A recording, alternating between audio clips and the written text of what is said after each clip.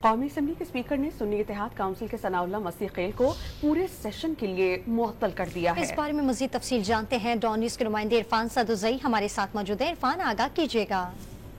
जी, काफी तवील बहस के बाद याद सादिक दोबारा उन्होंने इजलास की कार्रवाई शुरू की और उसके बाद उन्होंने करारदाद अवाम में पेश की, जिसमें जिन्होंने अक्सरियत के साथ सनाउल्लाह मसीह खेल के खिलाफ कहा कि इनकी रुकनीत मुअत्तल की जाए और स्पीकर ने करारदाद मंजूर करते हुए सनाउल्लाह मसीह खेल की जो पूरा बजट सेशन है इसके लिए उनकी रुकनीत मुअत्तल करते हुए ऐवान में उनके दाखिले पर पाबंदी लगाई। और इसके बाद इसका मतलब ये है कि सनाउल्लाह मसीह खेल अब बजट इजलास की किसी भी किस्म की कार्रवाई का हिस्सा नहीं होंगे, वो बहस में हिस्सा नहीं ले सकेंगे, ना ही किसी स्टैंडिंग कमेटी का जो बिजनेस है उसमें शिरकत कर सकेंगे।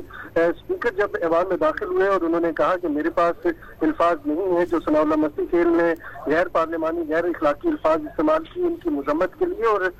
स्पीकर ने ये भी कहा कि मैं 2002 से इस ऐवान का हिस्सा हूँ, मैंने आज तक इस तरह के अल्फाज नहीं सुने किसी भी मेंबर की जानिब से। ये एक मुकद्दस ऐवान है और यहाँ पे इस तरह के अल्फाज का इस्तेमाल का मैं मजम्मत करता हूँ। इसके बाद स्पीकर ने जो करारदाद पेश की वो करारदाद पेश करने के बाद कसरत राय से मंजूर की और सनाउल्लाह मसीह खेल को अब उनकी जो रुकनीत है वो पूरे बजट सेशन के लिए मुअत्तल कर दी गई है और साथ ही जो ऐवान की कार्रवाई है वो कल तक के लिए मुलतवी कर दी गई है। जी, तफसील हमें अपडेट करते इरफान सदुज़ई, आपका बहुत शुक्रिया।